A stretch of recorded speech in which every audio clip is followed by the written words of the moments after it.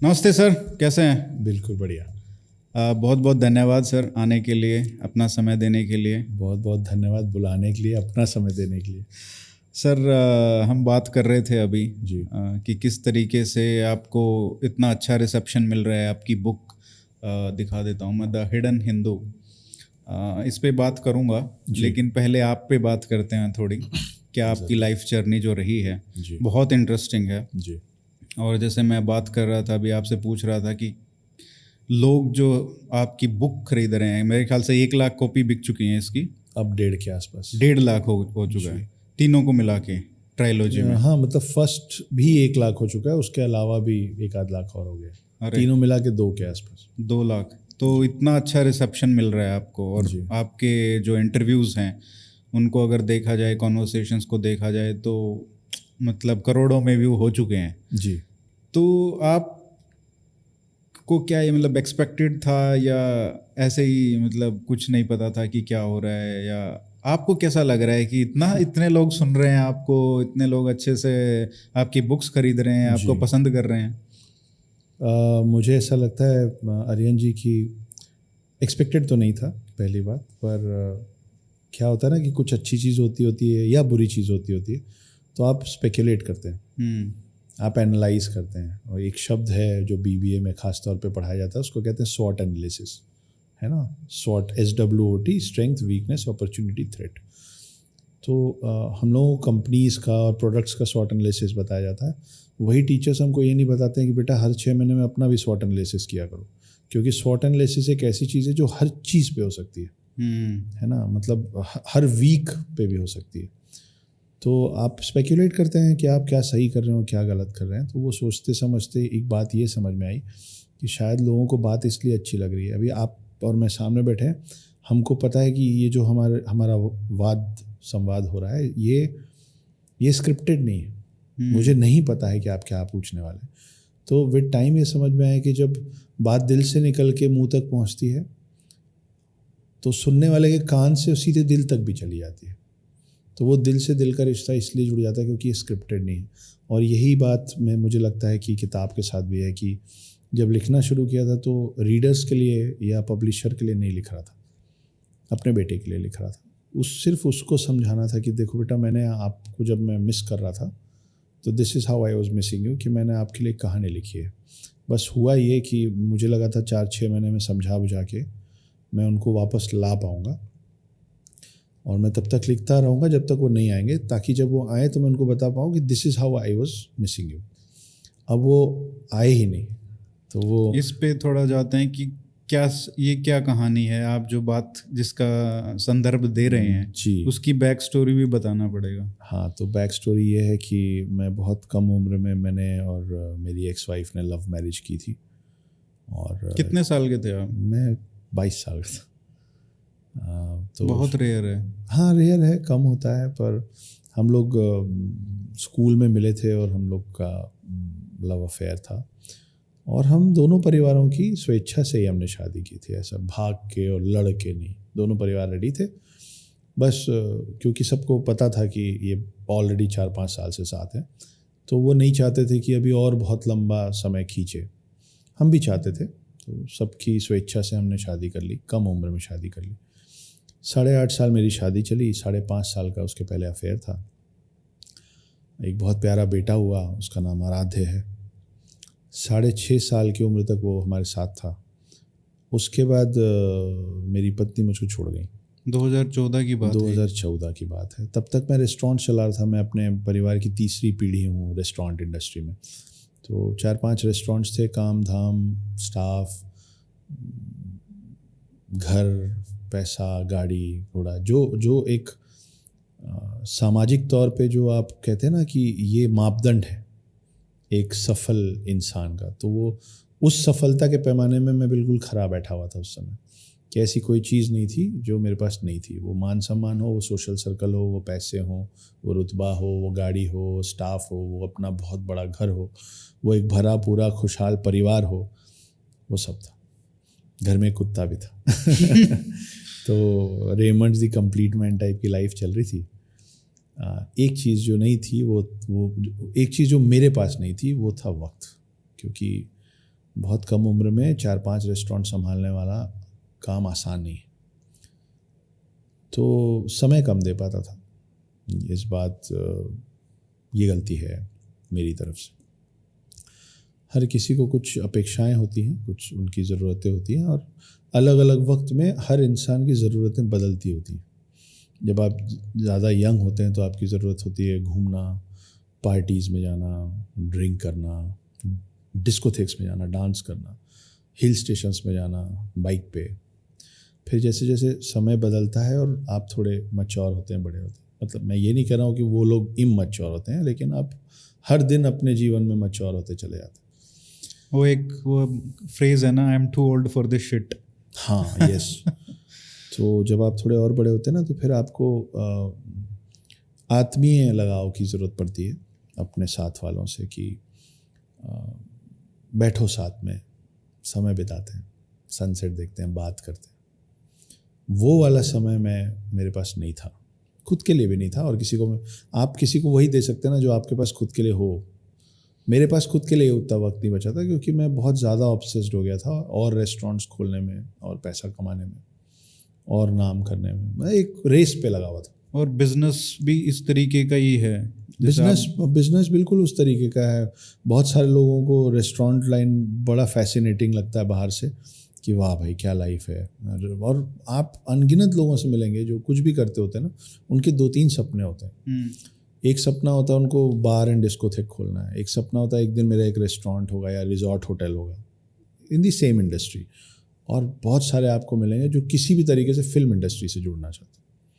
ज़्यादा पैसे वाले बोलते हैं कि एक दिन एक फ़िल्म प्रोड्यूस ज़रूर कर दूंगा, है ना। कोई ठीक ठाक दिखता है तो बोलता है कि या तो भले एक छोटा सा रोल, लेकिन एक बार तो मैं स्क्रीन पे दिखूंगा। ये कुछ बड़े नॉर्मल से फैसिनेशंस और चाहते हैं। हाँ, बकेट लिस्ट है। उसमें बहुत सारे लोगों का बकेट लिस्ट है कि एक दिन मेरा एक होटल रेस्टोरेंट होगा। होटल रेस्टोरेंट चलाने वालों की बहुत सारी तकलीफ़ें हैं साहब, बहुत सारी दिक्कतें झेलते हैं हम। स्टाफ से लेके और कस्टमर अलग अलग तरीके से आते हैं। ये सब तो हर बिज़नेस की प्रॉब्लम है, लेकिन हमारी पर्सनल प्रॉब्लम ये हो जाती है कि जब आप अपने परिवार को लेके ननिहाल जाते हैं, बच्चों को गर्मी की छुट्टी में घुमाने लेके जाते हैं, उस समय हम अपने परिवार को नहीं ले जा पाते। क्योंकि आप किसी भी शहर में जहाँ जाते हैं, आप इंदौर में भी बहुतों के मामा रहते हैं ना, बहुतों की मौसी रहती हैं, बहुतों की नानी रहती हैं। तो गर्मी की छुट्टी में जब दूसरे शहरों से लोग इंदौर आते हैं, वो रेस्टोरेंट ओनर्स का पीक समय होता है बिजनेस का। तो उस लिहाज से हमारे पीछे जो हमारे परिवार के लोग हैं, उनमें बड़ी खलिश हो जाती है, उनमें बहुत बड़ा एक वैक्यूम क्रिएट हो जाता है कि हम जब जो सब करते हैं वो हम नहीं कर पाते। और ये सिर्फ छुट्टियों की बात नहीं है, हर वीकेंड, हर हफ्ते की बात है कि जब फ्राइडे की शाम को आप प्लान करते हैं कि अब 2 दिन में अपने परिवार को, अपने दोस्तों के साथ 3 घंटे की ड्राइव करके एक रिजॉर्ट में जाके, हम जैसे अब मैं मुंबई में रहता हूँ, फ्राइडे के लिए नॉर्मल है कि लोनावला चले जाओ, खंडाला चले जाओ, है ना, पंचगनी चले जाओ, ये सब पास में। हमारा वो पीक टाइम है काम करने का। फ्राइडे इवनिंग से जो भीड़ शुरू होती है वो संडे रात को 2 बजे 3 बजे तक चलती रहती है। उस समय हमारे साथ वो सपने देखने वाले जो लोग होते हैं ना कि हमारी लाइफ ऐसी होगी, उनकी लाइफ ऐसी नहीं रहती। आप तो व्यस्त रहते हैं क्योंकि आप तो काम कर रहे हैं। वो जो पीछे बैठ के वेट कर रहा है ना आपके आने का, जो यूजुअली पत्नियां होती हैं, बच्चे थोड़े बड़े होते हैं तो बच्चे होते हैं। ये मैं दोनों पर्सपेक्टिव से आपको बता रहा हूँ। मैं एज एन ओनर भी बता रहा हूँ और मैं उसके पहले बेटा भी रह चुका, क्योंकि मैं अपनी फैमिली का 3rd जनरेशन हूँ। तो मैंने अपने पिता को भी वैसे ही देखा कि हम 2-2 बजे रात तक वेट करते थे कि डैड आएंगे तो खाना खाएंगे। फिर माँ डांटती थी कि 2 बजे तुम लोगों का डिसिप्लिन ख़राब हो रहा है, खाना खाओ, सोने जाओ। तो हमको खिला दिया जाता था 9 बजे 10 बजे हम सो जाते थे। लेकिन वो 9 to 5 जॉब वाले जो पिता होते हैं, हालांकि बच्चों को हमेशा ही शिकायत रहती है, वो 9 to 5 वाले पिता से भी बच्चों को शिकायत रहती है कि आपने जीवन में किया क्या। हाँ ठीक है। अब उस पिता को लग रहा है कि मैं रोज़ तुम लोग के साथ बैठ के शाम को खाना खाता हूँ यार, इतना समय देता हूँ। उनकी शिकायत ये है कि समय तो देते थे, पैसा कहाँ है। वैल्यू मतलब टेकन फॉर ग्रांटेड बेसिकली, जो भी हमको मिलता है हम उसको सोचते हैं उसके अलावा चाहिए। तो वो ऑफिस गोइंग पिता के बच्चों की दिक्कत ये है कि बहुत सारा पैसा नहीं है, हम बिज़नेस करना चाहते हैं, आप चाहते हो कि हम भी आपके जैसे खट खट के मर जाएं। उस पिता का भी मुंह नीचे हो जाता है कि यार the best thing that I could have given you was my time. हम आते हैं एक बिज़नेस फैमिली से जिनके पिता बहुत पैसा कमाए, जब हम पीछे पलट के देखते हैं तो हमको लगता है कि हमको थोड़ा और वक्त चाहिए था। मेरे पिता मेरे बेस्ट फ्रेंड हैं, आज भी हम लोग का बहुत ही प्यारा रिश्ता है एक दूसरे से, लगभग रोज़ बात होती है। मैं 40 साल का हूँ उसके बावजूद भी। लेकिन अगर कभी मेरे डैड पूछेंगे कि बेटा तुमको शिकायत क्या है, तो मैं बोलूँगा डैड बचपन में आपके साथ और बार बैठ के खाना खाना था, वो नहीं हो पाया। तो बच्चों का काम है शिकायत करना, और पिता कितना भी कुछ कर लें कुछ ना कुछ शिकायत छोड़ ही जाते हैं। वो बच्चों को तब समझ में आता है जब वो खुद पिता बनते हैं। तो मैं पिता भी रहा हूँ और पुत्र तो हूँ ही, तो मेरे को मालूम है कि मैं उस समय अपने बेटे को क्या नहीं दे पा रहा था, और इस होड़ में नहीं दे पा रहा था कि मैं जो कर रहा हूँ उसी के लिए तो कर रहा हूँ। पर अब समझ में आया एक दिन अचानक से कि जब मेरी पत्नी चली गई मेरे बेटे को लेके। बट वो उसकी शुरुआत कैसे हुई? How did you find out? Oh you want to go in the integrities of it. मेरे एक बहुत अच्छे दोस्त हैं। देखिए मैं अपने बारे में आपको सब बता सकता हूँ, पर मैं किसी का नाम लेके दूसरों के बारे में बोलूँगा तो ठीक नहीं रहेगा। तो मैं नाम से किसी को कोट नहीं करने वाला हूँ। मेरे एक बहुत अच्छे दोस्त हैं, तो हम असल में छत्तीसगढ़ के। तो छत्तीसगढ़ से मैं जब इंदौर शिफ्ट हुआ था तो ना मैं किसी को जानता था ना कोई मुझे जानता था। तो वो उस समय के दोस्त हैं जब उन्होंने मुझे देखा है इंदौर शहर में बस में चलते और पैदल चलते।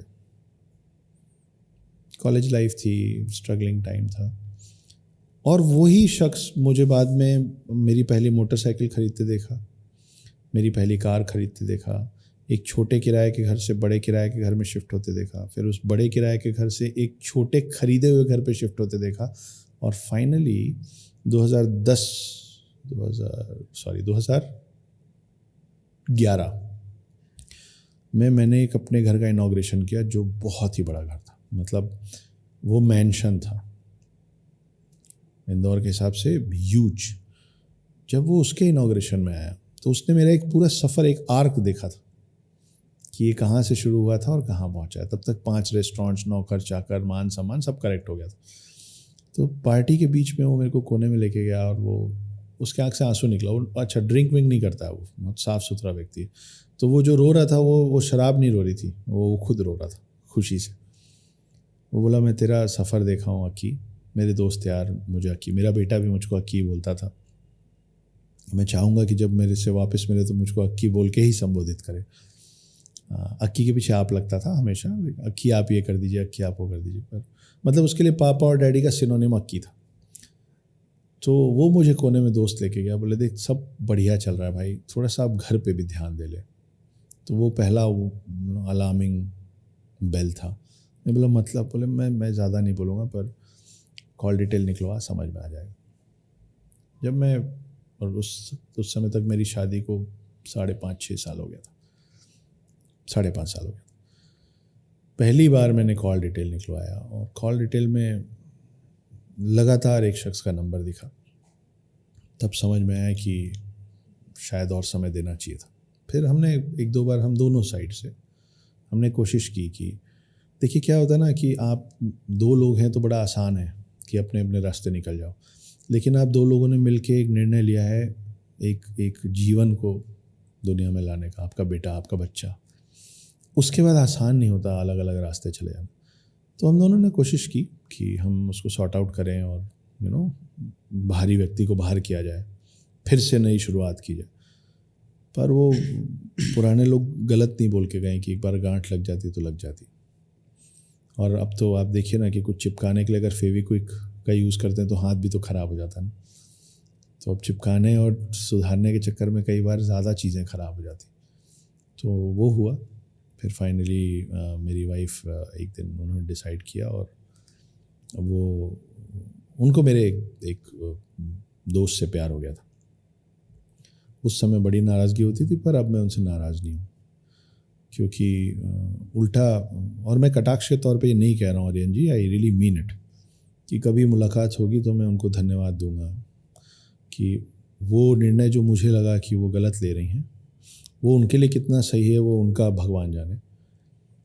उनका वो निर्णय जो मुझे लगा कि गलत है, आने वाला समय, आने वाला वक्त मुझे मजबूर कर दिया है ये बोलने के लिए कि उनका वो गलत निर्णय मेरे लिए बहुत सही था। नहीं तो मैं रेस्टोरेंट चलाता रहता, परेशान होता रहता, मैं कभी सोचता भी नहीं बॉम्बे आके राइटर बन जाने का। तो कभी मुलाकात होगी तो मैं उस बात के लिए उनको धन्यवाद दूंगा कि जानबूझ के मेरा भला किया या गलती से किया, पर किया तो वो जो होता है अच्छे के लिए होता है। वो उसका सबसे बड़ा एग्जाम्पल मेरे लिए मेरी पत्नी है, एक्स वाइफ। और वो कितनी अच्छी पत्नी थी और मैं कितना बुरा पति था, इस पे तो वाद विवाद होता रहेगा। पर जब तक वो मेरे साथ थी वो एक अच्छी मदर थी, वो मेरे बेटे का बहुत अच्छा ख्याल रखती थी। किसी में भी सब अच्छा और किसी में भी सब बुरा नहीं होता है। आसान होता है कि एक ही की गलती है, कोई भी रिश्ता टूटता है तो दोनों की गलती होती है, किसी की ज़्यादा किसी की कम हो सकती है, पर गलती दोनों की होती है। लेकिन जब ये हो रहा था तब तो आपको नहीं लगा होगा, अब तो थोड़ा यू कैन सी कि एक गैप आ गया है समय में, समय के बाद कुछ ना कुछ हील होता ही है जी। और थोड़ी समझदारी भी आती है। तो जब ये हो रहा था तो आपको तो नहीं लग रहा होगा कि मेरी गलती है? नहीं, मुझे नहीं लग रहा था, क्योंकि मुझे तो यही दिखता था कि मैं जितना दौड़ भाग कर रहा हूँ क्यों कर रहा हूँ, आप ही लोग के लिए तो कर रहा हूँ। और आपने ठीक कहा कि थोड़ी मैच्योरिटी तो आती है, उस समय से लेके अभी तक थोड़ी सी मैच्योरिटी आ गई है, लेकिन उस समय इतना इमैच्योर भी था। And I am not proud of what I am telling you, but it is also important कि मैं ये बात बोलूँ। इसलिए बोलूँ कि सुनने वालों को ये समझ में आए कि यार इतने बुरे के बाद भी अगर आप खड़े हो और ज़िंदा हो तो आपका वक्त और आपका जीवन सिर्फ बदल नहीं सकता है, बहुत हद तक सुधर भी सकता है। तो 2014 में मैं इतना डिप्रेस था कि मैंने सुसाइड अटेम्प्ट किया था। मैं 5 दिन अस्पताल में था, बहुत बुरी स्थिति में था। कईयों ने मान लिया था कि अभी जा चुका है, वापस नहीं आएगा। वहाँ से निकल के और मुंबई आना, वहाँ पे बिना किसी फॉर्मल ट्रेनिंग और बिना किसी गॉडफादर के ये डिसाइड करना कि चलो राइटिंग करेंगे, कोशिश करेंगे। ये सब तो इसीलिए हो पाया ना क्योंकि मैं अपनी कोशिश में असफल हो गया, मरने की कोशिश में। तो अच्छा ही हुआ। अब ये थोड़ा सेंसिटिव टॉपिक है और शायद पता नहीं मुझे डिस्कस करना चाहिए या नहीं, क्योंकि पर मेरे पास कोई क्वेश्चंस की ऐसी प्रिपेयर्ड लिस्ट तो है खुल के नहीं। कीजिए। नहीं, ये औरों के लिए भी है, क्योंकि जब हम इस टॉपिक पे बात करते हैं, जैसे सुसाइड का है, आपके पास ठीक है आपकी बीवी चली गई या बच्चे को लेके, लेकिन आपके माता पिता भी हैं, आपके भाई हैं, आपका पूरा और परिवार भी है। क्या उस समय थोड़ा ये सोचा कि उनसे बात करना चाहिए? क्या वो सोलेस जो है यू आर जी। ट्राइंग टू फाइंड, क्या वो इतना होपलेस हो जाता है सिचुएशन कि आप मतलब एक सिंगल पॉइंट फोकस हो जाता है कि यार मरना है? जी, तो क्या होता है ना आर्यन जी, की डिप्रेशन ओवरनाइट नहीं आता है। डिप्रेशन बहुत धीरे धीरे बहुत सारी वजहों से आता है, वो पाइल अप होता रहता है। तो कुछ चंद लाइनें लिखी थी मैंने थोड़े समय पहले, वो आपके सवाल का बहुत सारा जवाब उसमें है शायद, जो नहीं है वो मैं इसके बाद दे दूंगा। कि दीवार पे जो सीलन होती है जिसको सीपेज कहते हैं, तो मैंने लिखा था कि दीवार पे जब सीलन पड़ती है तब मालूम होता है कि कतरा कतरा कर पानी रिस रहा था अंदर ही अंदर धीरे धीरे कहीं। क्या होता है कि जब अंदर सीलन दिखनी शुरू होती है ना, वो दीवार का लास्ट स्टेज ऑफ कैंसर है। उसको जितना नुकसान होना है वो हो चुका है, क्योंकि बाहरी दीवार पे कब पानी पड़ा, कब वो प्लास्टर को तोड़ के अंदर गया, कब वो ईंट के बीच से सीमेंट से होता हुआ अब अंदरूनी दीवार पे दिख रहा है। फिर आप उस दीवार को अंदर से पोतते रहिए, कोई भी कलर पेंट कीजिए, वो थोड़े दिन में उभर के आएगा। उसका नुकसान जितना होना था हो चुका है। तो दीवार पे जब सीलन दिखती है तब मालूम पड़ता है कि कतरा कतरा कर पानी रिस रहा था अंदर ही अंदर धीरे धीरे कहीं। मुझे शक है कि ऐसा सिर्फ दीवारों के साथ होता है। मैंने देखी हैं वो शक्लें जो कतरा कर रह जाती हैं, आंखों से रिश्ती नहीं अंदर ही अंदर टूटती हैं। दीवारों की तरह ही घुटते घुटते एक रोज़ वो भी ढह जाएंगी। तो आप दीवार से हो जाते हैं कि you don't want to talk to anybody. Depression में सबसे पहले ये होता है कि आप चिड़चिड़े होते हैं, आप बहुत रोते हैं, और ज़्यादातर समय जब कोई पूछता है कि क्या हो गया तो आप कहते हैं कुछ नहीं। आप इतने होपलेस हो जाते हैं कि आपको लगता है किसी से भी बोल के क्या ही हो जाएगा। और ऐसा कोई सेंसिटिव इशू जहां आपको पता है कि आपका समकक्ष, आपका जीवन साथी किसी और के साथ हो चुका है, लेकिन दूसरे कुछ थोड़े सोशल ऑब्लिगेशंस के कारण, थोड़ा अपने बच्चे के कारण, आप ये जानने के बावजूद 2.5 साल उसके साथ रह रहे हैं, तो आप किसी से क्या ही कह पाएंगे, आप बताइए। क्योंकि वो है तो आप ही की शर्मिंदगी ना। चलिए, एक होता है कि सामने वाले ने गलती की, वो किसी और के साथ चला गया, लेकिन आप कहीं ना कहीं कम पड़ गए ना, इसीलिए तो उसको किसी और की ज़रूरत पड़ गई।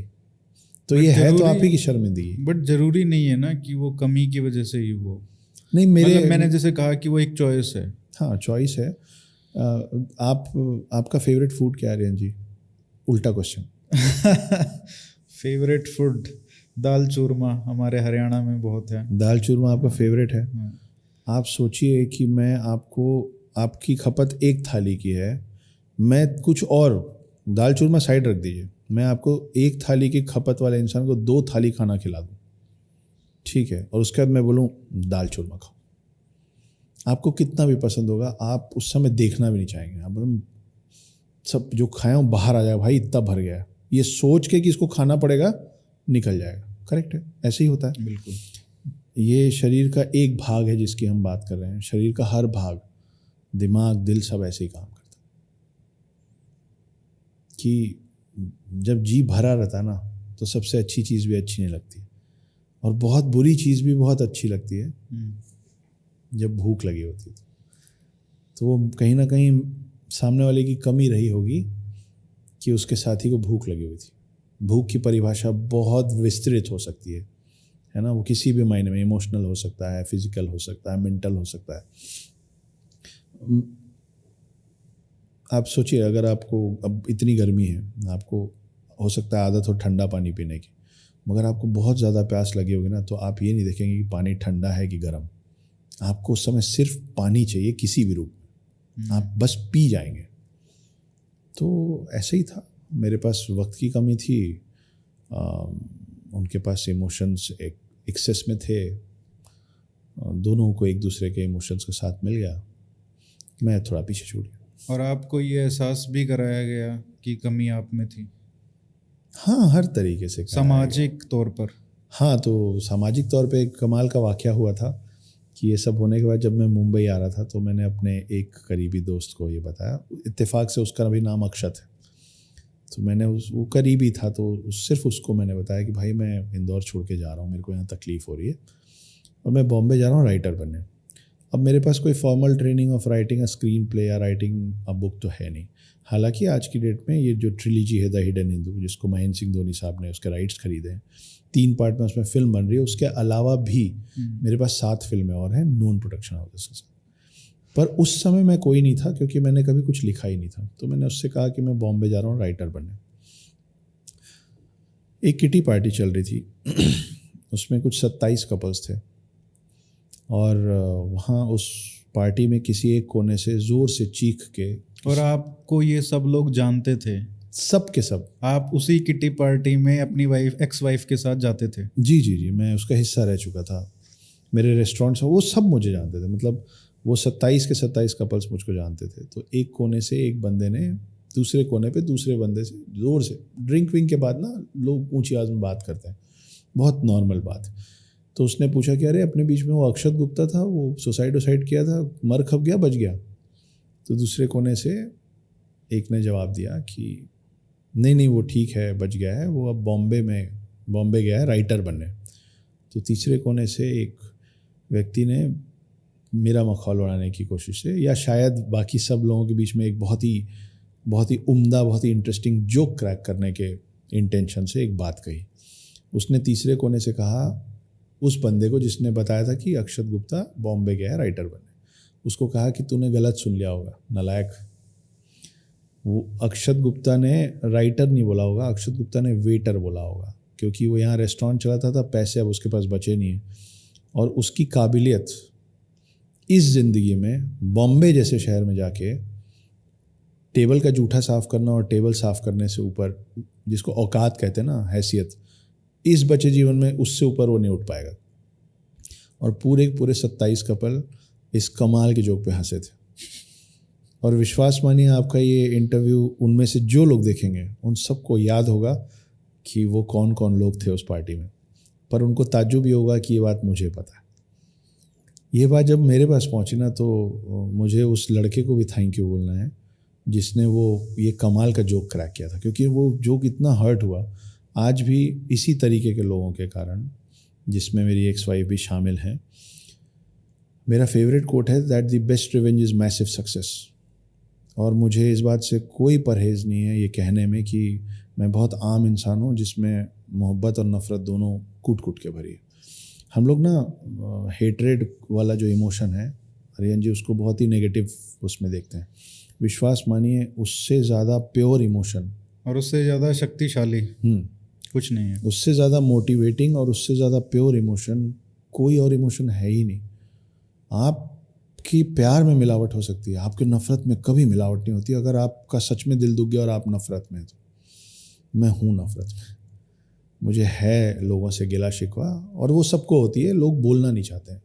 और जायज़ भी है ना, क्यों नहीं होगी, क्यों? अब आप सोचिए कि मैं कैसे इस बात को जाने दूं कि मैं, मेरे माता पिता, हम तीनों थाने के बाहर बैठे हैं क्योंकि हम पे बड़े केस भी लगे थे इसी के आसपास। किससे रिलेटेड थे वो? मैरिज से रिलेटेड। अच्छा, घरेलू प्रताड़ना, इसको 498A बोलते हैं, बहुत ही ख़राब चीज़ है। भगवान ना करे कि दुश्मन के साथ भी वो ऐसा। डाउरी वाला है क्या? सब लगा दिया था। 8.5 साल की लव मैरिज के बाद सब केसेस लग गए थे कि शराब पी के मारता पीटता था, जबकि मैं अपने माता पिता के साथ रहता था। और आप मेरे पिता से मिलेंगे तो वो अपनी खुद की पत्नी से लेके मेरे बेटे तक से आप करके बात करते हैं।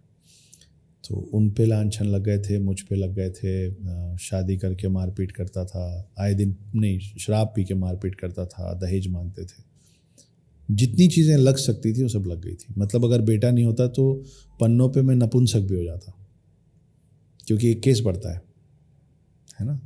तो ये सब केसेस पे जब पहली बार थाने में बुलाया गया, मैं बस सुसाइड से उठा था, तो हम थाने के बाहर बैठे हुए थे, मैं, मेरे माता पिता, छोटा भाई उस समय फॉरेन में था, कमर्शियल पायलट था, वो लौटा नहीं था तब तक। हम तीनों माता पिता मायूस इसलिए कि हमारा बड़ा बेटा है, अभी रिकवर कर रहा है सुसाइड से। सुसाइड करने गया मतलब डिप्रेस था, हमको समझ नहीं आया। हम तीनों बैठे हुए थे, वहाँ पे कुछ लोग आके खड़े होते हैं, एकदम सट के खड़े होते हैं ऐसे गोला बना के, और आपस में क्या बात कर रहे हैं मालूम? वो बात ये कर रहे हैं कि बताओ कितना बड़ा फेलियर है ये लड़का कि मरने गया और उसमें भी फेल हो गया। Try and try but don't cry. और मैं वहाँ रो रहा हूँ बैठ के, कोफ्त में, तकलीफ़ में, कि थोड़ा तो रहम कर लो यार। 60 साल से ऊपर के मेरे माता पिता हैं, उनका बच्चा मरते मरते बचा है, वो थाने के बाहर गर्मी में बैठे हुए हैं और आप यहाँ भी नहीं छोड़ रहे हो। तो उन्होंने कहा try and try but don't cry. हम बताते ना कैसे जाना है। एक बार कोशिश किए, फेल हो गए, हार मत मानो। और ये आपस में बात करके ना हाई फाई दे रहे हैं एक दूसरे को, ज़ोर ज़ोर से हंस रहे हैं। ये सब तरीके होते हैं सामने वाले का मनोबल तोड़ने का। तो आप उनको ये नहीं बोल सकते कि how dare you say that. They will say कि अरे तुमसे थोड़ी ना बोल रहे हैं, हम आपस में बात कर रहे हैं यार। So you can't do anything, you just have to listen. And तो कैसे नहीं रहेगी नफ़रत? लेकिन मैं आपको सच कह रहा हूँ कि ये जितनी भी नफ़रत है वो it has served me so well. I have not harmed anybody. मैंने अभी तक किसी का नुकसान नहीं किया, आगे का पता नहीं, पर अभी तक किसी का नुकसान नहीं किया। लेकिन ना ये बजता है कान में बार बार बार बार बार बार। तो लगता है कि भाई एक दिन तो, अच्छा इनमें से कभी कोई ये नहीं बोलेगा कि यार हमने उसको गलत सोचा या वाह यार कमाल कर दिया, कोई नहीं बोलेगा। पर जब जब उनको याद आएगी ना मेरी, उनको लगेगा कि यार इससे बिगाड़ नहीं करनी चाहिए थी। मैं वहाँ जीत जाता हूँ अपने मन में। मेरे लिए उतना काफ़ी है कि मेरे माता पिता जो मेरे बगल में बैठ के रोए थे, they are super proud of me. और मेरे लिए ये काफ़ी है कि अब उन जैसे सभी लोगों को, उनके आसपास वाले, उन्हीं के पीठ पीछे बोल रहा हूँ कि क्या छोड़ के क्या पकड़ा, वारे किस्मत। काफ़ी। 2014 में सब कुछ ख़त्म हो गया, सब कुछ ख़त्म हो गया। जो कुछ पन्ने बचे उससे आपने ये ट्रायलॉजी लिख दी जी लेकिन वो उस डायरेक्शन में जाने के लिए जी मतलब कुछ तो होगा ना। जब हमारे पास कुछ नहीं होता है तो एक चीज़ आपने पकड़ी, उसका सहारा लिया।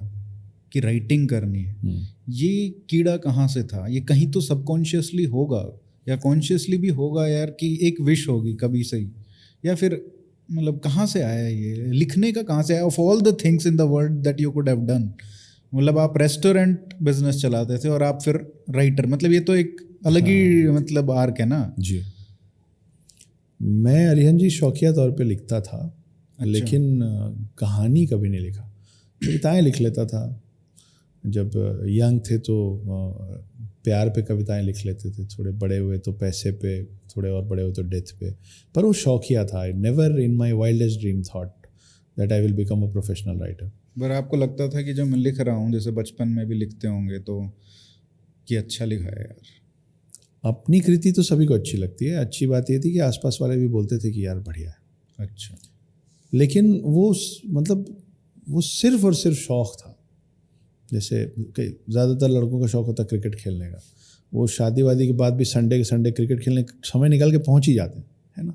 मेरे लिए ये चीज़ वैसी ही थी कि अकेले बैठे हो, एक लाइन आ गई दिमाग में तो उसको नोट करके छोड़ दिया। फिर किसी दिन उस लाइन को पढ़े तो लगा यार ये ठीक ठाक लाइन है, तो उसके नीचे 4 लाइन जोड़ दी। जब लगा ऐसे कि कुछ बन गया तो अपने आसपास वालों को सुना दिया, उसमें 4 लोगों ने बोल दिया कि अच्छा है। जैसे अभी रिसेंटली 2 लाइनें लिखा गई थी कि तेरी खुशबू ने मेरे जिस्म से करार कर लिया। जब पहली बार प्यार परवान चढ़ता है, and for the first time you take the relationship to the next level which is called making love, which actually is sex. तो उसके लिए कि तेरी खुशबू ने मेरे जिस्म से करार कर लिया, मेरी रूह ने एक और पड़ाव पार कर लिया। So it's the next level of love, तो ये 2 लाइन आ गई, तो जब आ गई तो लिख लिया। तो वो मैं अभी तक कर रहा हूँ शौकिया तौर पे। जैसे अभी आपको वो सीलन सुनाया मैंने, ये सब ऐसे ही मेरे साथ जो घटित हो चुका है या होता रहता है, उसके हिसाब से कुछ लाइनें आ जाती। ये लिखना, बुक लिखना इसलिए शुरू हुआ, जैसा कि मैंने आपको बताया, जहाँ से आपने सवाल मेरी लाइफ में पीछे ले गए आप, कि जब बेटे को ले गए ना ये लोग, तो वो बहुत बड़ा सदमा था, आज भी है, क्योंकि मैं पिछले 8 साढ़े 8 साल से अपने बच्चे से मिला नहीं हूँ। उससे नहीं मिले हैं आप? नहीं, मैं आज भी मैं उससे बात नहीं कर, मुझे नहीं मालूम उसका फेवरेट फूड क्या है, उसका फेवरेट हीरो क्या है, उसका फेवरेट कलर क्या है, उसको कुछ नहीं पता मुझे उसका फेवरेट। बट ये क्या लीगल प्रोसेस में वो डिसाइड हुआ था कि? नहीं, लीगल प्रोसेस में डिसाइड नहीं हुआ था। क्या होता है ना कि हमारे जुरिडिक्शन जो है, हमारे जुडिशरी जो है उसमें, और ये हमारे जुरिडिक्शन की बात, मतलब जुडिशरी की बात नहीं है, हर जगह कुछ ना कुछ कमी होती है ना, इसीलिए तो हम निरंतर उसको ठीक करते रहते हैं, खुद में भी और सोसाइटी में भी। विजिटिंग राइट्स के उसमें कोई ऐसा क्लॉज नहीं है जिसमें आपको जो आपके बच्चे के साथ आधा घंटा, 1 घंटा, 2 घंटा, 5 घंटा मिलेगा, उसमें वो 2 घंटा, 1 घंटा सिर्फ आपका होगा, ऐसा कोई क्लॉज नहीं है। तो वो सट के बैठ सकते हैं। तो इस तरीके की चीज़ें होती थी जो दिखती थी साफ तौर पे, कि अगर मैं अपने बेटे से कोई सवाल पूछता था तो वो इतने पास होते थे कि वो सुनते थे मेरा सवाल और उसको कहते थे कि ये जवाब दे दो, और वो जवाब जो होता था वो इंटेंशनली हर्ट करने वाले जवाब होते थे। तो 6.5 साल का, 7 साल का बच्चा, जब उसको ये सिखाना होता है कि तहज़ीब क्या होती है, अदब क्या होता है, मान सम्मान क्या होता है, रिस्पेक्ट क्या होता है, तब उसको मेरी वजह से ये समझाया जा रहा था कि इस तरीके से भी बड़ों से बात की जा सकती।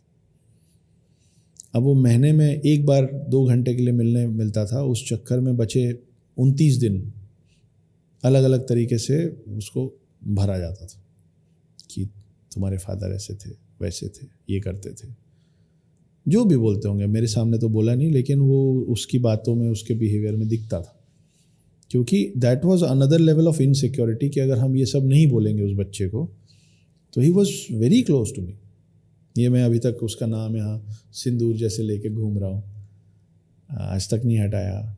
Also all thanks to my present wife, उन्होंने कभी कहा भी नहीं कि इसको हटा दो, समझती हैं कि ये मेरा बहुत इंटीग्रल पार्ट है। तो मैं तो इंतज़ार कर रहा हूँ अभी तक। तो जब इस इंतज़ार का सफ़र शुरू हुआ था ना आर्यन जी, तो मुझे लगा था 2-4-6 महीने में समझा बुझा के ठीक करके वापस ले आऊँगा। तो मैंने ये कहानी उनके लिए लिखनी शुरू की थी, क्योंकि मेरा बेटा मार्वल का बहुत बड़ा फ़ैन है, तो उसको आयरन मैन, स्पाइडर मैन सब पता है, वो कौन कैसे बना से लेके उसकी अगली फिल्म का विलेन कौन होगा तक सब पता है। तो मुझे लगा उसको इतना कुछ पता है, लेकिन हमारे कल्चर के बारे में भी थोड़ा बहुत पता होना चाहिए। मुझे इस बात से कोई प्रॉब्लम नहीं है कि उसको पूरी दुनिया पता रहे, या हर बच्चे को पता होना चाहिए। लेकिन वो हम लोग बचपन में स्कूल में बोलते थे ना कि दूसरों की जय से पहले खुद को जय करें, हमको मन की शक्ति देना, मन विजयी करें। तो आप पूरी दुनिया जानने से पहले आप कौन हैं, खुद को तो जान लीजिए। तो उस संदर्भ में, उस थॉट के साथ मैं ये किताब, एक्चुअली किताब बन गई, सच कह रहा हूँ। I am not trying to be modest. मैं एक कहानी लिखने निकला था कि 2-4-6 महीने में जब मेरा बेटा लौटेगा तो मैं उसको बोलूँगा मैं आपको मिस कर रहा था, तो मैं रोज़ जो आपको समय देना था वो मैं इस कहानी को दे रहा था, ताकि जब आप आएँ तो आपको पता रहे that he was missing, he was doing something. वो आया ही नहीं।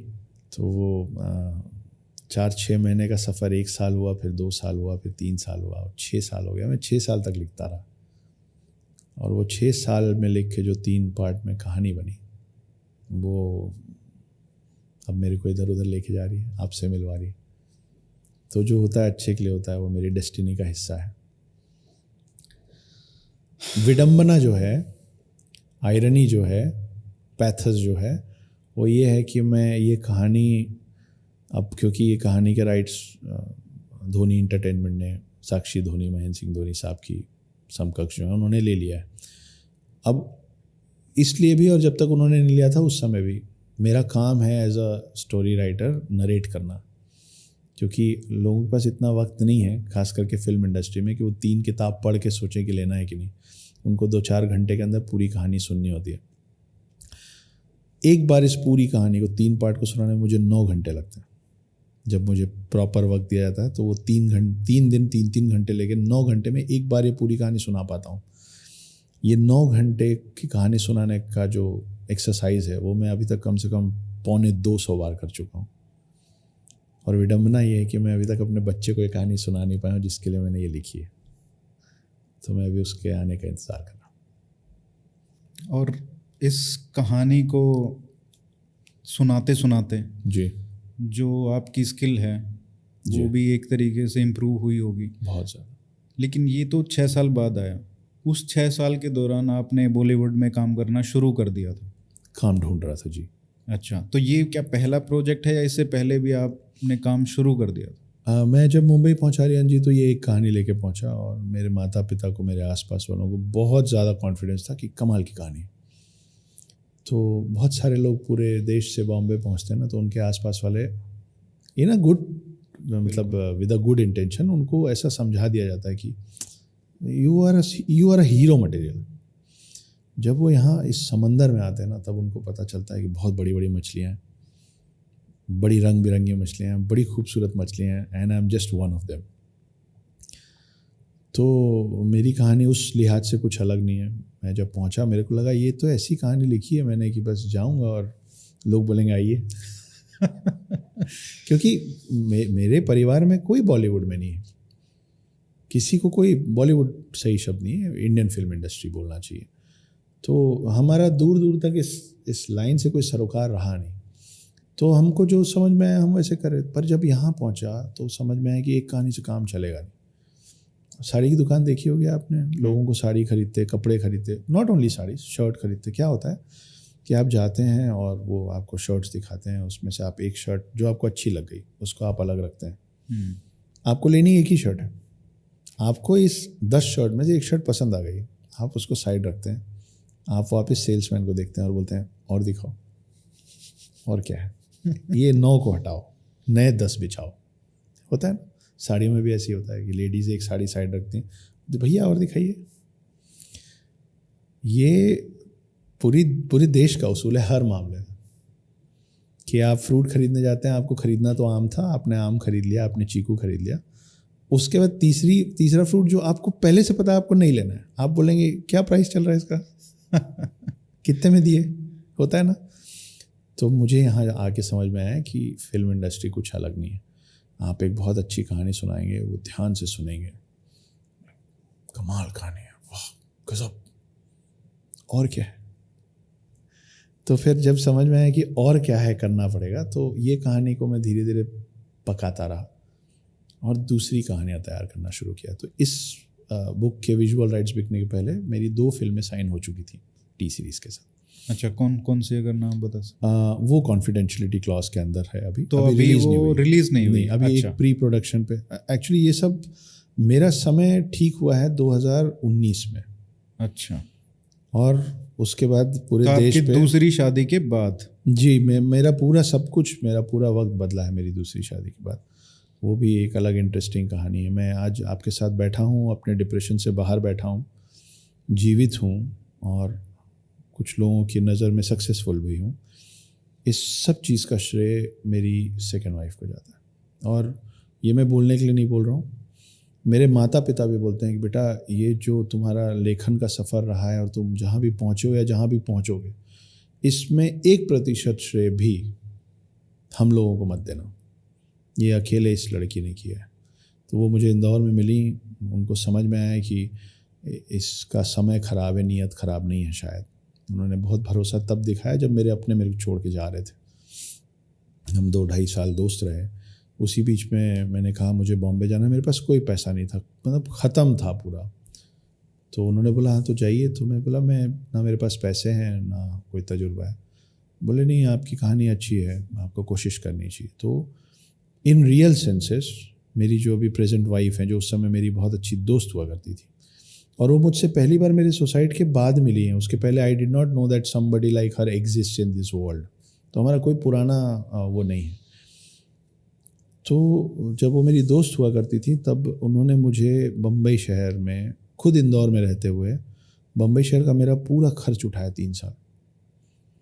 मेरे फ्लैट के रेंट और डिपॉजिट से लेके, और मेरे खाने पीने का ख्याल रखने से लेके, और मेरे ट्रांसपोर्ट और ट्रैवल का खर्च, मेरे कपड़े, मेरे जूते, मेरी दवाइयाँ, हर चीज़ वो अकेले संभालती थी।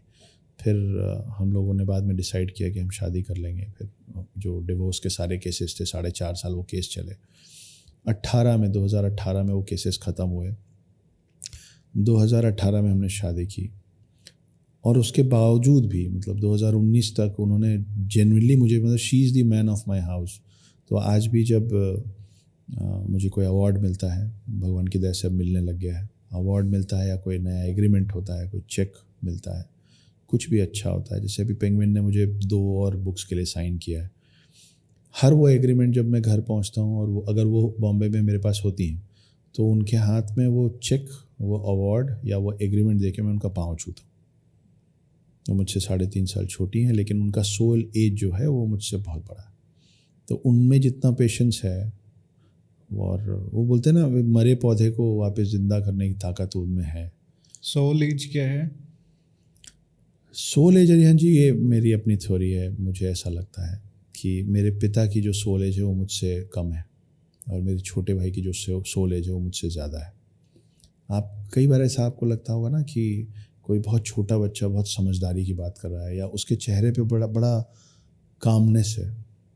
वो नटखट तो है, लेकिन फिर भी काम है, अपनी उम्र के हिसाब से थोड़ा मैच्योर लगता है, होता है ना।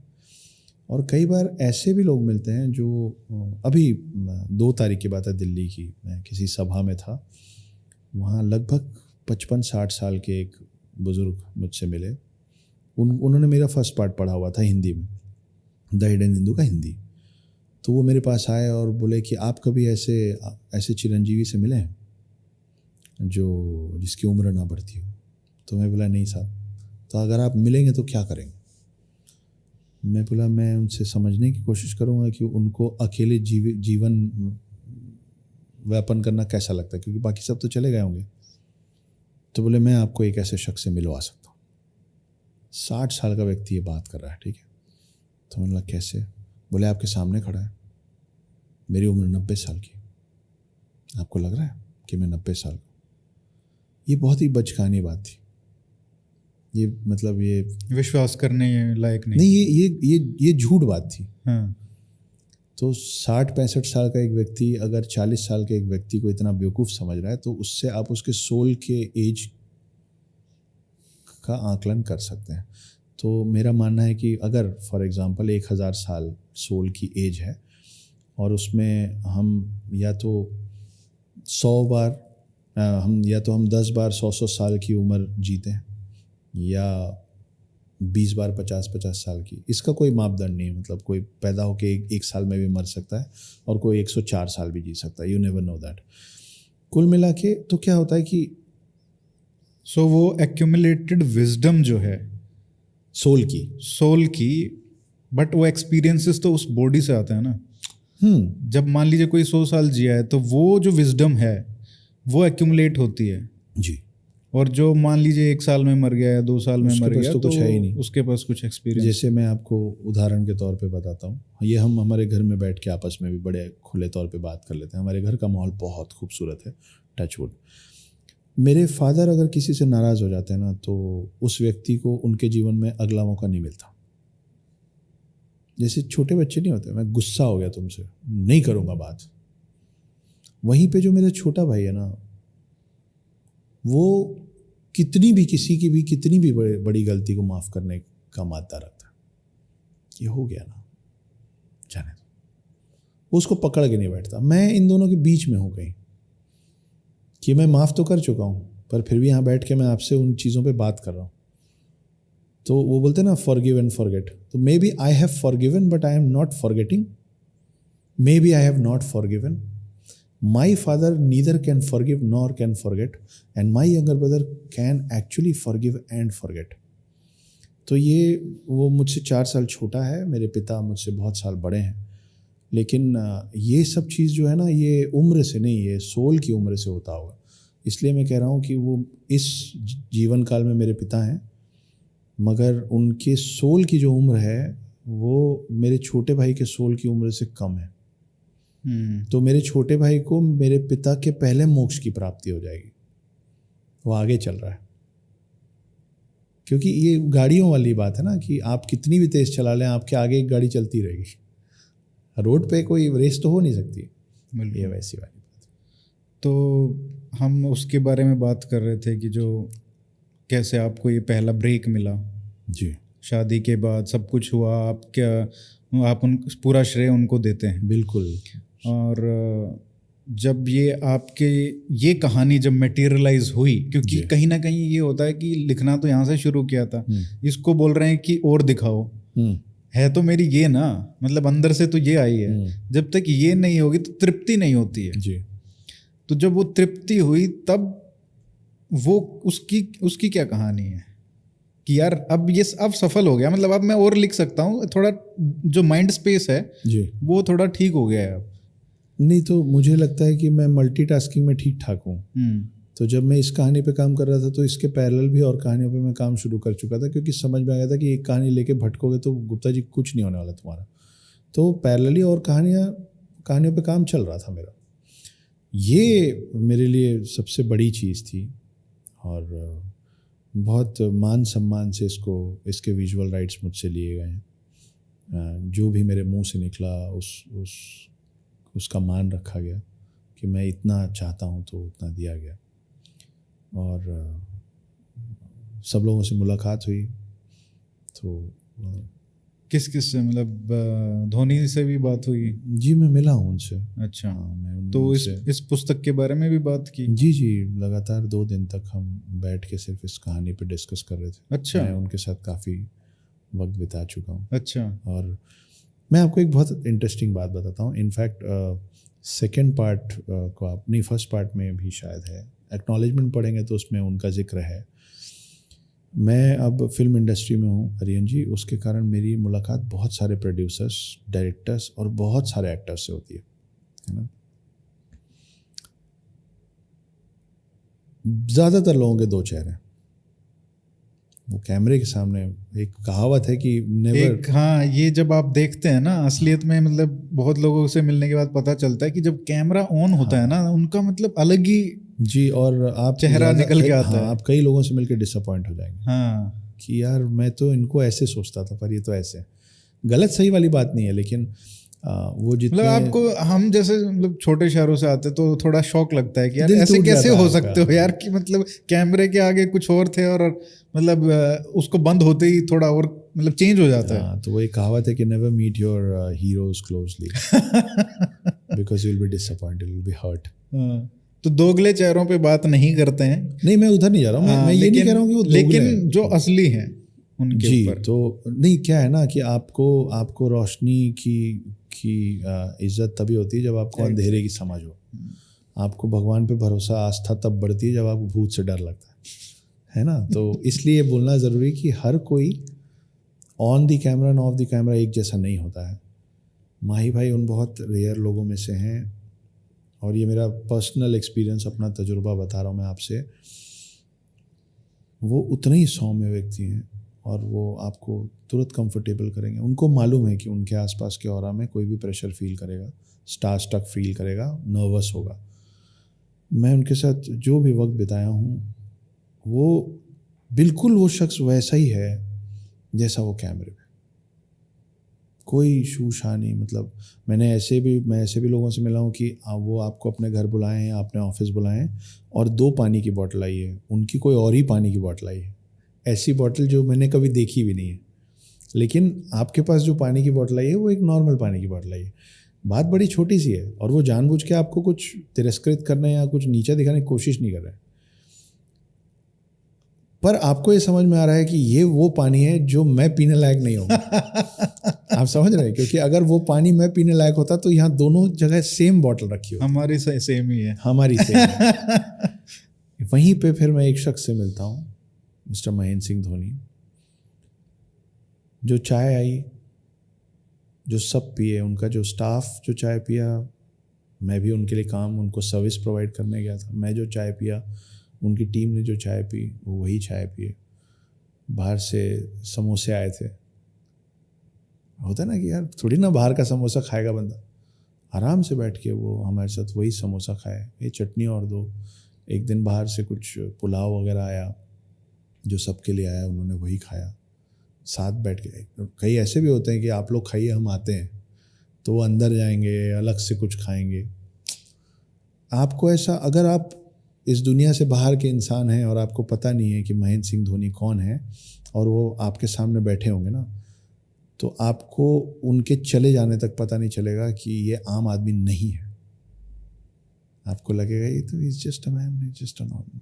ये सादगी और ये बोलते हैं ना कि ज़मीन से जुड़ा हुआ, डाउन टू अर्थ, मैंने देखा है उनको वैसे। और मैं बहुत कृतज्ञ हूँ और जीवन भर इस बात का आभारी रहूँगा कि इतने सारे लोगों में ये कहानी उनके हाथ में।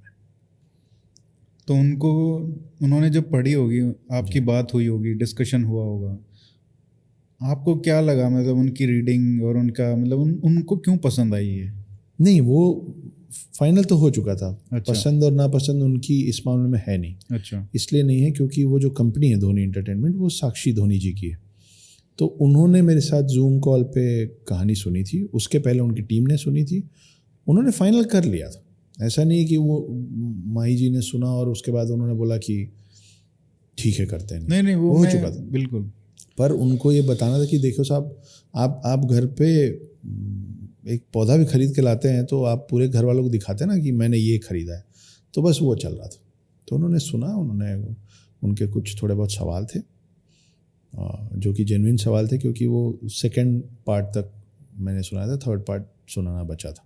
तो वो जो सवाल थे उसके थैंकफुली वो सबके जवाब थर्ड पार्ट में अगले दिन आने वाले थे। तो मैंने बोला सर ये सब जवाब है। तो बोले ठीक है। फिर बहुत शार्प हैं। मैंने बहुत सारे ऐसे नरेशन किए हैं कि लोग सोचते हैं कि अभी जब इसका नरेशन होगा तो ये सवाल पूछेंगे कि यहाँ तुम चूक गए गुरु।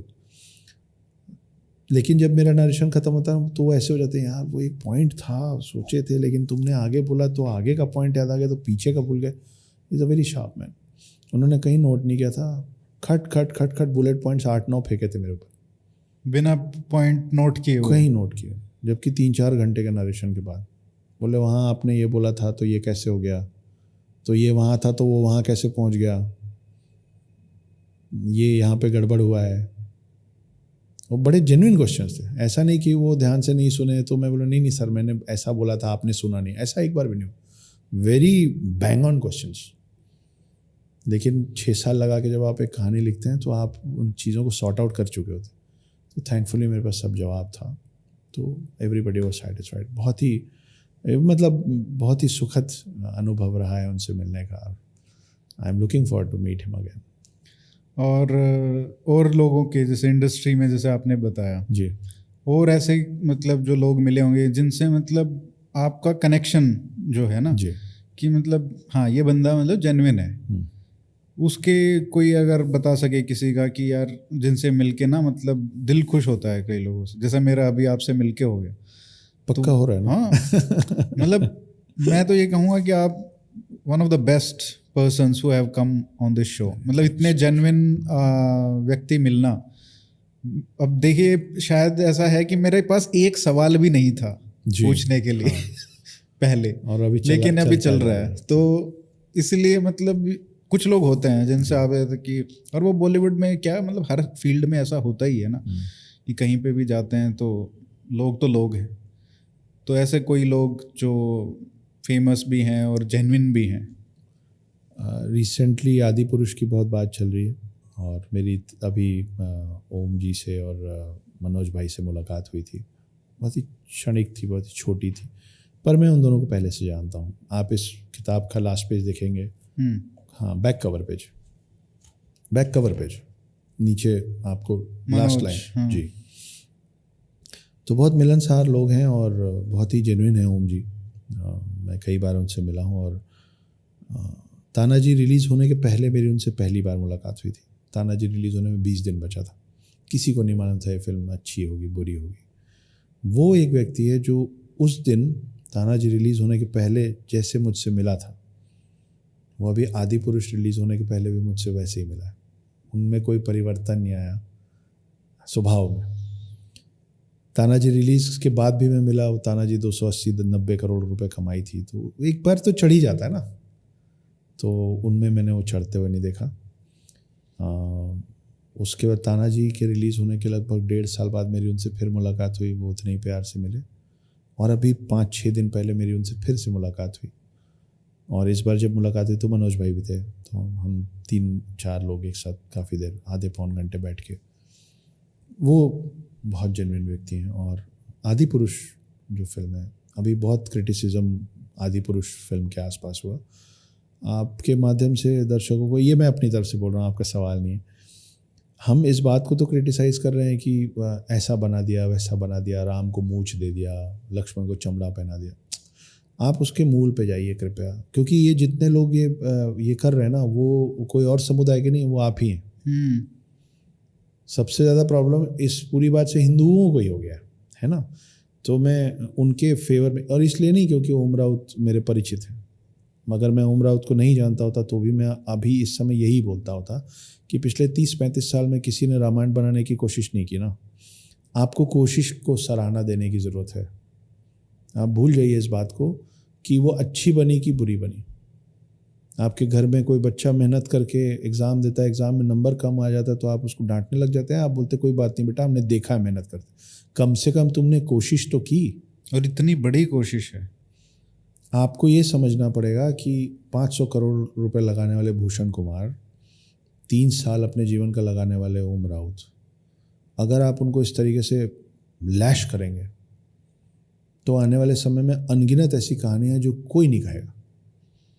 क्यों कहेगा? मतलब आप अपने जीवन का 3 साल डालिए, 500 करोड़ रुपए डालिए, या जो भी अमाउंट लगा है डालिए, इतनी मेहनत कीजिए, है ना, दिन दुनिया भूल के मेहनत कीजिए, अपने ग्रंथ की बात करने की कोशिश कीजिए और उसके बाद गाली खाइए। मैं तो नहीं करूँगा अगली बार। तो आपको ये समझना पड़ेगा कि आपका परचम लेके जो सबसे आगे चलने की कोशिश कर रहा है, उसको पीछे से सपोर्ट देना है, धक्का नहीं देना है।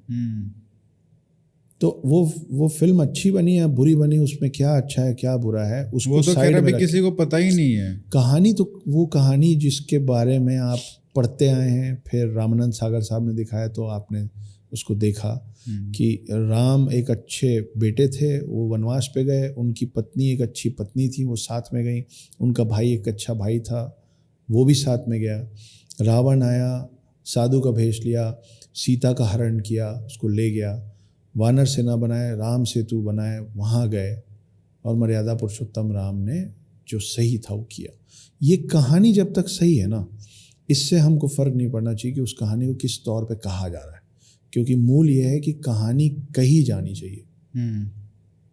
अब वो एनिमेशन, आप फिर एनिमेशन मत बनने दीजिए, आप बोलिए क्या हमारा क्या पूरा धर्म क्या कार्टून है क्या? तो फिर छोटा भीम और लिटिल कृष्णा और अभी the legend of Hanuman 2 season में इतनी बड़ी कहानी आई, 3rd पार्ट आ, बंद करवाइए सब। क्यों नहीं करवा रहे आप? क्योंकि आपका मूल है कि कहानी लोगों तक पहुँचे। आपके आने वाली जनरेशन, आप अगर उम्मीद कर रहे हैं कि रामानंद सागर वाला रामायण देखेगा तो आप मुगालत में जी रहे हैं। नहीं देखेगा, क्योंकि अब वो मार्वल देखता है तो उसको उसकी भाषा में वो फिल्म समझानी पड़ेगी। वो वही तो कर रहा है आदमी। और कहानी की जो आत्मा है उसके प्रति उनकी प्रतिबद्धता है ना, तो उससे ज़्यादा आपको क्या चाहिए? आप इनको लतेड़ दीजिए, अगली बार आपको दूसरे भूषण कुमार नहीं मिलेंगे जो आपकी कोई नहीं माइथोलॉजी आएगा। या आपकी पुराणों पे 1 करोड़ रुपए भी लगाए। आप इनको लतेड़ दीजिए, अगली बार आपको उम्र उतनी मिलेंगे जो अपने जीवन का 3 साल लगाए। और अगर ये सक्सेसफुल होती है तो 500 की बजाय 1000 करोड़ लगाने वाला भी तैयार बैठा होगा। और आप ये सोचिए ना कि आज जिसने कोशिश की है, आप उसको डांट रहे हैं। आप पिछले 35 साल से लोगों को क्यों नहीं डांट रहे थे कि भैया तुम पूरी दुनिया बना रहे हो, हर हीरो तुम्हारी जेब में है। महंगी फिल्में भी बनी ना, रूप का राजा रूप की रानी चोरों का राजा है, और हर 2-4 साल में ठग्स ऑफ हिंदुस्तान। महंगी फिल्मों की बात कर रहा हूँ मैं, किसी के फेवर या किसी के अगेंस्ट नहीं बोल रहा हूँ। उस समय आप पिछले 35 साल से क्यों नहीं डांट रहे थे कि जब इतना कुछ बना रहे हो तो रामायण और महाभारत क्यों नहीं बना रहे हो? नहीं, ये डिमांड तो थी नहीं, और जब बना दी है तो फिर वो वाइनिंग का हम थोड़ा लोग ना वो, दिक्कत आप है। उसको जानते हैं ना, वो केकड़ा, क्रैब। जब बहुत सारे केकड़े जाल में फंसते हैं ना तो कोई केकड़ा बाहर नहीं निकलता, कभी नहीं निकलता। उनका जाल बंद करने की जरूरत ही नहीं है, वो सब एक दूसरे को पकड़े रहते। हम वैसा ना करें। किसी ने इतनी मेहनत करके कोशिश की है, जाइए फिल्म देखिए, सराहना कीजिए। कोशिश तो की, आप उसको सराहना देंगे, अगली बार वो और मेहनत करके और बेहतर काम करेंगे। आप पहले दिन उठे थे और चलने लग गए थे क्या? गिरे थे ना, तो घुटना छिलेगा तो ठीक है, आपको वहाँ पे मलहम पट्टी करनी। आप डांट रहे हो कि तुम्हारा घुटना कैसे छिल गया। चलिए, hidden Hindu. Hidden Hindu. Hidden क्यों? हाँ, मूल सवाल।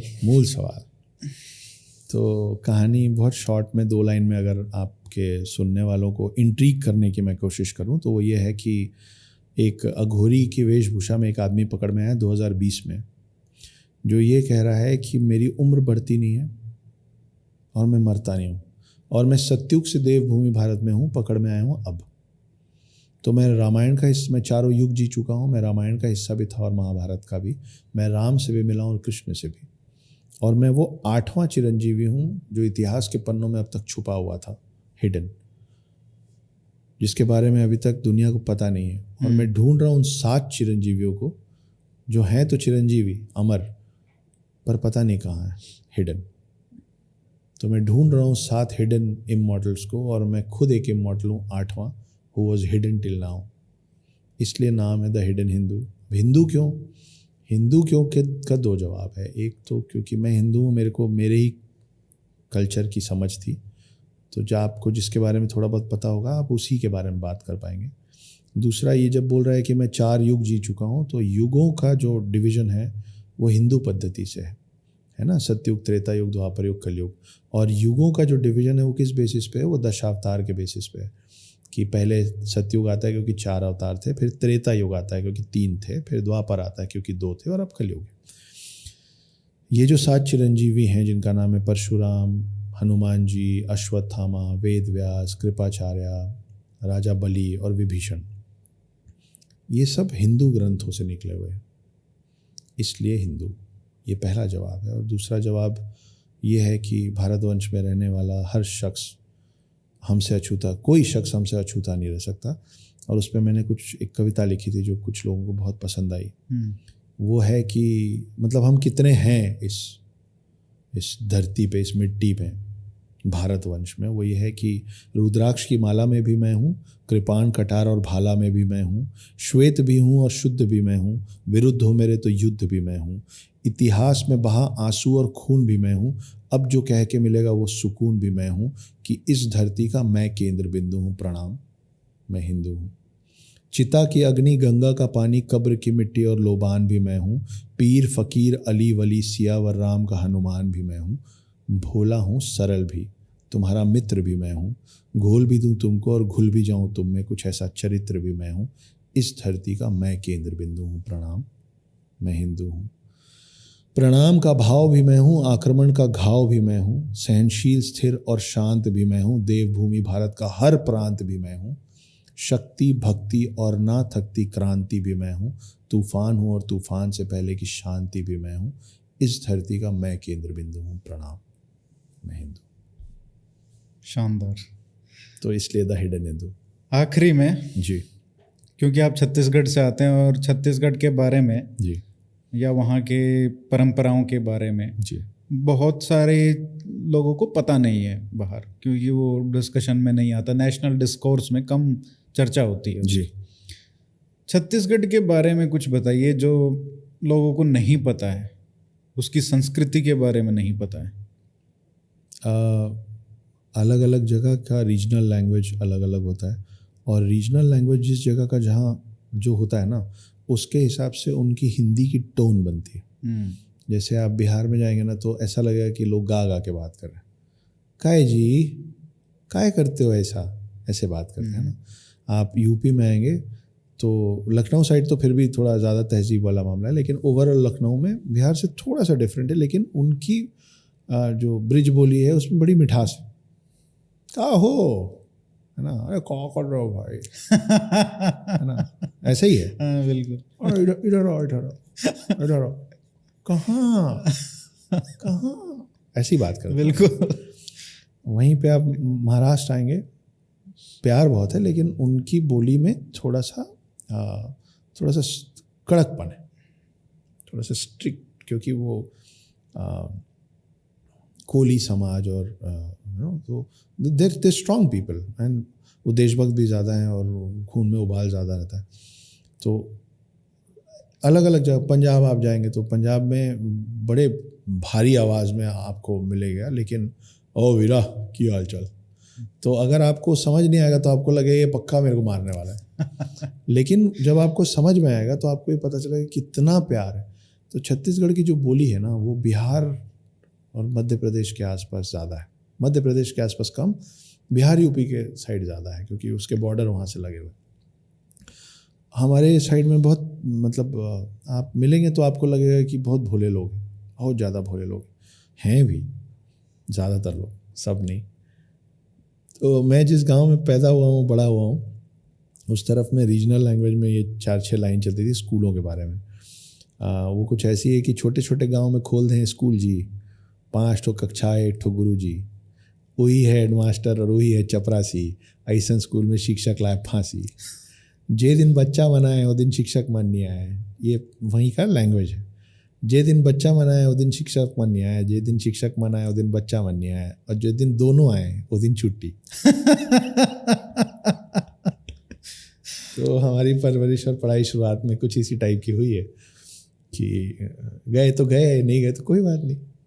और छोटे छोटे कस्बे और शहर हैं वहाँ पे। छोटे शहरों की बहुत खूबसूरत बात होती है अरियन जी, वो ये होती है ना कि छोटे शहरों में हर कोई हर किसी को जानता है, इसलिए वहाँ के लोग सोच समझ के बात करते हैं, और अगर कोई प्रॉमिस करते हैं तो इन कंपैरिजन टू बड़े शहर उसको निभाते हैं। क्योंकि इसलिए नहीं निभाते हैं कि हम बड़े अच्छे लोग हैं या एक बार जो मैंने कमिटमेंट कर दी तो अपने, ऐसा कुछ नहीं।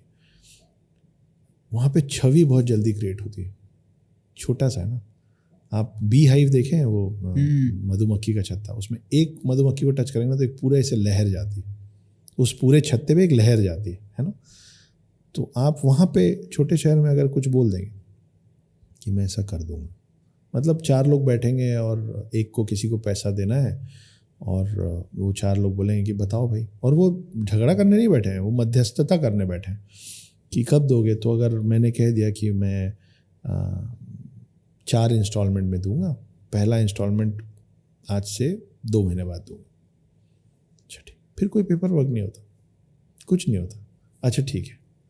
लेकिन अगर 2 महीने में आप वो पैसा नहीं देंगे ना तो आपकी एक छवि बन जाएगी कि इसकी ज़बान भरोसा मत करना, और वो छवि इतनी स्ट्रांग बन जाएगी कि आप लगभग पूरे जीवन उसको धो नहीं पाएंगे।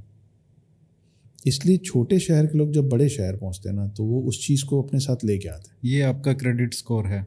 जी बिल्कुल है, सोशल स्कोर। सोशल स्कोर, कि अगर मैंने कहा है ना तो मेरे को करना है, क्योंकि वो हमारे डीएनए में चला गया।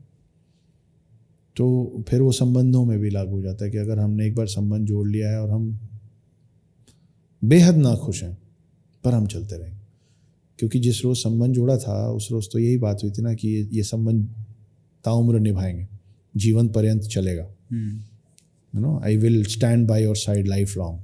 तो फिर हम तकलीफ़ पाते रहेंगे। लेकिन हम लोग छोटे शहर के लोग ये ज़्यादा सोचते हैं कि लोग क्या सोचेंगे। बड़े शहरों में आप पड़ोसी को नहीं पता पड़ोसी बगल में क्या करता है, कौन है। तो बड़े शहरों में ये चीज़ बड़ा आसान है कि कुछ बोल दिया और नहीं निभाया। कल की बात बता रहा हूँ, रात को 1-1:30 बजे मैं किसी दोस्त के घर से, मुझे वापस अपने होटल पहुँचना था, तो वो कैब बुक कर रहा था मेरी। तो उसने कैब वाले से बात की, कैब वाले ने बोला मैं 3 मिनट दूर हूँ, 4 मिनट दूर। अब हम बैठे हैं, अब वो उसके सोसाइटी में जब गाड़ी घुसेगी तो उसके पास नोटिफिकेशन आएगा नीचे से कि फलानी गाड़ी। तो हमको लगा जैसे ही नोटिफिकेशन आएगा हम नीचे उतरेंगे। अब वो 3 मिनट का 5 मिनट, 6 मिनट, 7 मिनट हो गए। मैं बोला भाई पूछ लो, रात हो गई, जाना है। उसने फ़ोन किया तो सामने से बंदे ने इतने आराम से झूठ बोला। उसने बोला हाँ वो आपको फ़ोन लगाए थे, आप उठा भी नहीं किए, तो हम कैंसिल कर दिए। हम वहीं बैठे टेबल पे, कोई फ़ोन नहीं आया, वो मुंह पे झूठ बोल गया। फिर हमने दूसरा कैब बुक किया। ये छोटे शहर वाले नहीं कर पाते। तो छोटे शहर में जड़े हैं और अभी आप बहुत बड़े शहर में रह रहे हो जी। तो क्या अंदर से पुकार आती है, वापस बुलावा आता है आत्मा को, या वो आत्मा वाली आवाज़ कटी हुई है? अभी आत्मा वाली आवाज़ कटी हुई है। अभी बहुत सारे लोगों को बहुत कुछ प्रूव करना है। ज़्यादातर लोग बुरे वक्त पे साथ छोड़ गए थे, और ये मेरी बात नहीं है, हर दुनिया में जितने लोग बुरे वक्त में नहीं गए हैं वो मुझसे सीख लें कि अगर आप इस गलत फहमी में जी रहे हैं कि आप पीछे पलट के देखेंगे और आपने 100 लोग का भला किया है, तो कम से कम 90 तो पीछे खड़े होंगे, 9 नहीं होंगे। तो हमेशा आपके हाथ में उंगलियां ज़्यादा और आपके लोग कम ही होंगे। इसके लिए आप तैयार होइए। इससे फ़र्क नहीं पड़ता आप कितने छोटे गांव से हैं या कितने बड़े शहर से हैं, या आप कितने बड़े फेलियर हैं, आप कितने बड़े सक्सेसफुल हैं। आपके लोग चुनिंदा 4, 5, 6 ही होंगे। उससे ज़्यादा ना आपके संभालने की काबिलियत है एक जीवन में, और ना उनके संभालने की। लेकिन एक मन तो करता होगा कि यार कभी तो जाना है। नहीं, मैं जाता हूँ, मैं अंबिकापुर जाता हूँ। मेरे एक्सटेंडेड फैमिली अभी भी वहीं है। बड़े पापा, चाचा लोगों के बच्चे सब, फर्स्ट कजन सारे वहीं हैं, जड़े हैं। आपने कभी कोई पेड़ उड़ता हुआ देखा है? नहीं देखा ना। तो पेड़ इसीलिए नहीं उड़ पाता है क्योंकि पेड़ तभी तक जीवित रहता है जब तक वो अपनी जड़ों से जुड़ा रहता है। हम हमारे कल्चर से जिस तरीके से कट रहे हैं, इसीलिए हमारा भरोसा, हमारा विश्वास सब डगमगाया हुआ है। क्योंकि as a human being also you can only be alive till you are connected to your roots. इतनी समझ मुझ में है। तो मैं अपने रूट से बिल्कुल कटा नहीं हूँ। मैं अपने सारे कज़न से टच में हूँ, हम लगातार बात करते हैं। वो बॉम्बे के घर आते हैं। कल मेरा एक फर्स्ट कज़न जो दिल्ली में रहता है, गुड़गांव में, वो और मैं साथ बैठे हुए थे। मैं जिनके भी घर गया था मैं बोला यहीं आ जाओ, मिलना ज़रूरी, टच में रहना ज़रूरी। और मैं भी जाता हूँ। मैं अभी 2-1 महीने में मैं छत्तीसगढ़ भ्रमण में जा रहा हूँ, जैसे अभी दिल्ली, नोएडा, गुड़गांव चल रहा है। तो हाँ, मैं सबको मिस भी करता हूँ, सबसे मिलता भी रहता हूँ। अंबिकापुर वालों से बहुत प्रेम भी मिलता है। अक्षत गुप्ता जी, जी बहुत ही बेहतरीन इंसान हैं आप। शुक्रिया। और आपसे मिलके बहुत अच्छा लगा। ये बात करके मतलब मुझे बहुत खुशी हुई, जिस फ्रैंकनेस से आपने ये सब बातें की। और बहुत ही जेन्युइन पर्सन हैं आप। Thank you. और आपको बहुत सक्सेस मिले, आप बहुत आगे जाएं। और इससे ज़्यादा मैं क्या कह सकता हूँ। आपने कहा बहुत आगे जाएं, मैं पूछना चाहता हूँ आपसे, साथ साथ चलें? ये तो आपका बड़प्पन है सर। बहुत बहुत धन्यवाद ये करने के लिए। Thank you so much.